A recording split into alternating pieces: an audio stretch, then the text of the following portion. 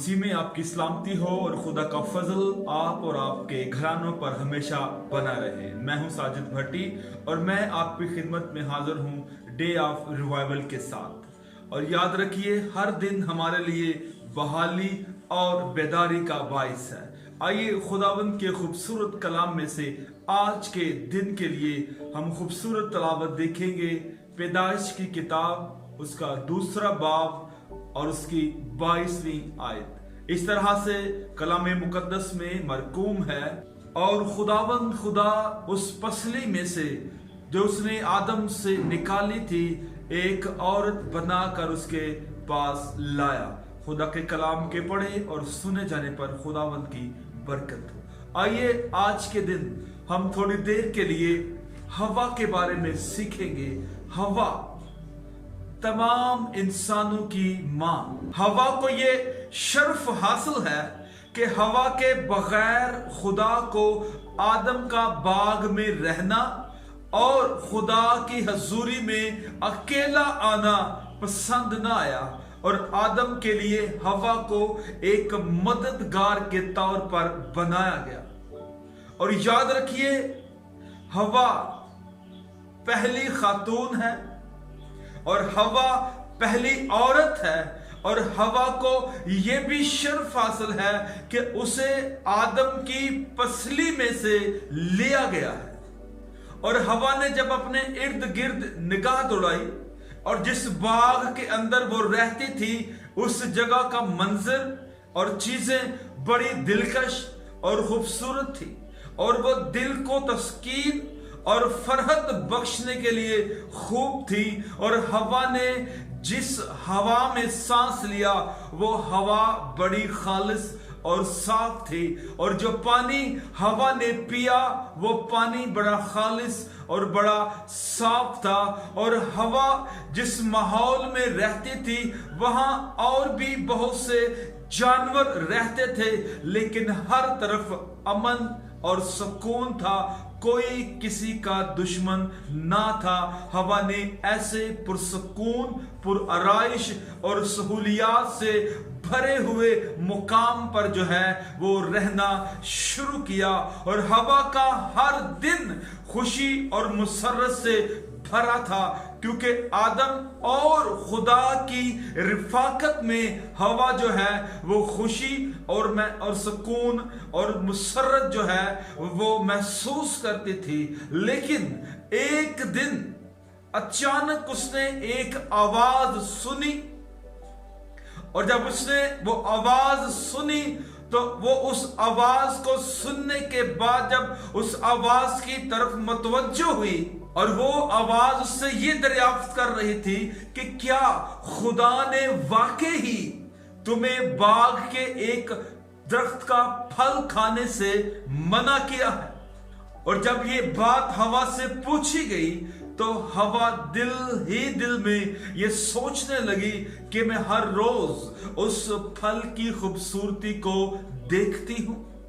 और उसने अपने दिल में यह ख्याल किया कि वाकई ही वो फल जो है वो फरहत बख्श है, वो अक्ल बख्शने के लिए खूब है, और वो फल जो है उसके खाने से भलाई पैदा होगी। इसलिए उसने उस फल को खाने का इरादा किया, और हवा को बिल्कुल इल्म ना हुआ, वो जान ना सकी कि कोई उसे आजमा रहा है, और जो उसे आजमा रहा है वो खुदा की हजूरी से रद्द किया हुआ एक नाफरमान फरिश्ता है, कभी जिसका मुकाम खुदा की हजूरी में बड़ा था, लेकिन अब खुदा ने उसे अपनी हजूरी से खारिज कर दिया है। और उसे यह भी पता नहीं था कि आजमाने वाला इब्लीस है, और वो रूप बदल कर आया है, और वो उसे खुदा के कलाम की सच्चाई, ताबेदारी, फर्मा बरदारी और खुदा के हुक्म से, मोहब्बत से हटाने के लिए आया है। इसलिए वो उसकी बातों में आ गई और उसका दिल चाहा कि वो फल खाए। और कलाम मुकद्दस में लिखा है कि उसने उस फल को लिया और खा लिया। वो बिल्कुल इस बात से बेखबर थी कि खुदा का दिया हुआ हुक्म जो है وہ اس کے سامنے توڑ مروڑ کر اور الگ انداز سے پیش کیا جا رہا ہے، اور یوں ابلیس ہوا کو آزمانے کے بعد خدا سے دور کرنے میں کامیاب ہوا۔ یاد رکھیے، آج بھی ابلیس جو ہے اس کے پاس یہی حربہ ہے، اور آج بھی وہ اسی طرح ہمیں آزماتا ہے کہ وہ خدا کے کلام کو الگ انداز سے توڑ مروڑ کر اور عجیب طور پر ہمارے سامنے جو ہے وہ بیان کرتا ہے، اور بہت سے ایسے لوگ جو سادہ لوگ ہوتے ہیں وہ خدا کے کلام سے منحرف ہو جاتے ہیں، خدا کے کلام کو سمجھ نہیں پاتے، اور وہ خدا کے حکم اور اس کی محبت میں ٹھہر نہیں سکتے، اور وہ ہوا کی طرح گر جاتے ہیں۔ آج بھی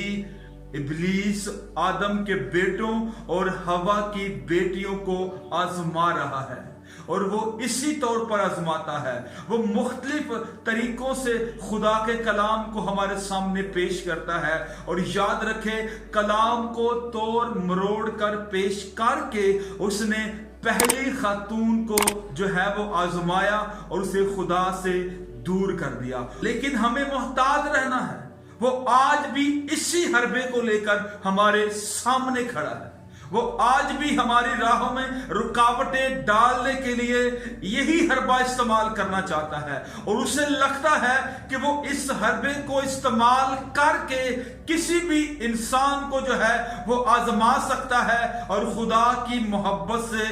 دور کر سکتا ہے۔ اور آپ انجیل میں دیکھ سکتے ہیں کہ یہی حربہ اس نے مسیح کے ساتھ استعمال کیا۔ مسیح کے لیے بھی اس نے کلام میں سے آزمائش کو نکالا، کیونکہ مسیح یسوع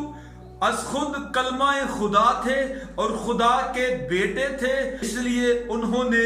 ہر ایک بات کا جواب خدا کے کلام سے دیا۔ اور میں یوں کہنا چاہوں گا، انہوں نے ہر ایک بات کا جواب باپ کے کلام سے دیا، اور آج ہم نے بھی اگر ابلیس کو ہرانا ہے تو یاد رکھے ہمیں بھی اس کے ہر حملے کا جو توڑ ہے وہ کلام مقدس میں سے دینا ہے۔ بعض اوقات ہم اپنی سمجھ سے ابلیس کو بھی ہرانا چاہتے ہیں، لیکن اس وقت ہم اس کے بہکاوے میں آ جاتے ہیں، لیکن مسیح یسوع نے ہمیں بڑا خوبصورت راستہ دیا ہے کہ جب بھی ابلیس آئے یا کلام کو توڑ مروڑ کر ہمارے سامنے بیان کرے، تو ہم نے کلام کی اصل شبیہ، اصل صورت اور اصل بات اس کے سامنے رکھنی ہے، تب جا کر ابلیس آپ کا